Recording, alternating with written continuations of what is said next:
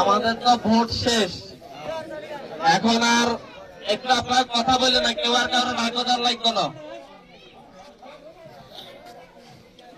নির্বাচন শেষ, এখন আর এরকম প্রোগ্রামের আয়োজনের দরকার নাই যে সবাই ডাইকাই না এক জায়গায় একত্রিত করে নেতা বক্তব্য দিতে হইব। আমি নিজেই সব গ্রামে গ্রামে এলাকা এলাকায় বাড়িতে বাড়িতে যাওয়া শুরু করছি ইনশাল্লাহ। এবং এইরকম সমাবেশ হইলে মানুষের সাথে মন খুলে কথা বলা যায় না।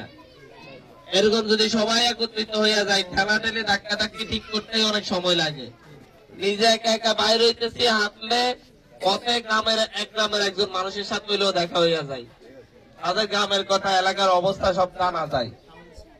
আমি আসলে আগে যে রাজনীতি করছেন এই রাজনৈতিক ধারাটাই চেঞ্জ করতে চাইতেছি, একেবারে সাধারণ মানুষের সাথে মিশতে চাচ্ছি।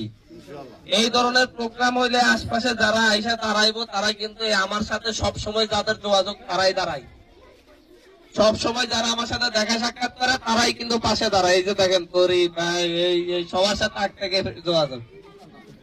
কিন্তু যদি হাঁটি সবার সাথে দেখা করি তখন হচ্ছে একেবারে রিক্সাওয়ালা, খেটে খাওয়া মজুর, একজন মানুষ, সাধারণ দোকানদার, সবার সাথে মোটামুটি এই ধরনের মানুষের সাথে সাক্ষাৎ বেশি হয়।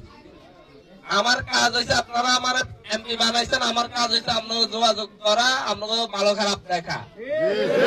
কতটুকু ফার্ম না ফার্ম জানি না, অন্তত যাই একটা হাসি মুখে কথা বলা আমার দায়িত্ব। আমারে সেই দায়িত্ব পালনের সুযোগ দিতে হইব। এই যে আজকে কাজের বাজারে এইভাবে আনুষ্ঠানিক কোন প্রোগ্রাম করে গেলাম, আনুষ্ঠানিক প্রোগ্রাম করলে আমরা বলবো। আমি আসলে আসার কথা শুনলে এইভাবে সবাই মিলে আইসা একটা চেয়ার টেবিল ঠিক করে এইভাবে আলাদা করে দেওয়ার কোন দরকার নাই।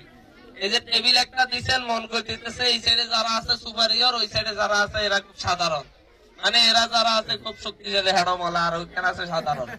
এই টেবিলটাতে এই পার্থক্যটাই করে, তাই না? এই ডিফারেন্সটা করি না না আমরা, এই ডিফারেন্সটা চাই না। আল্লাহ যে কদিন বাঁচাইবো বাঁচি থাকবো, আল্লাহ যে কদিন সুস্থ রাখবো সুস্থ থাকবো, এটা নিয়ে কোনো চিন্তা নাই। কিন্তু সাধারণের সাথে মিশে কাজ করতে চাই, আমার সেই সুযোগটা আমরা করে দিতে হইব। এখন আজকে স্যার দিচ্ছেন, আইসা যদি না বসতাম তাহলে এই জায়গায় সবাই মনে করতো না আমরা এত কষ্ট করে করছি, বইলো না, কথা কইলো না, দাঁড়াইলো না। এখন আর বক্তব্য দেওয়ার সময় নাই, এখন কাজ করার সময়, মানুষের সাথে যোগাযোগ করার সময়।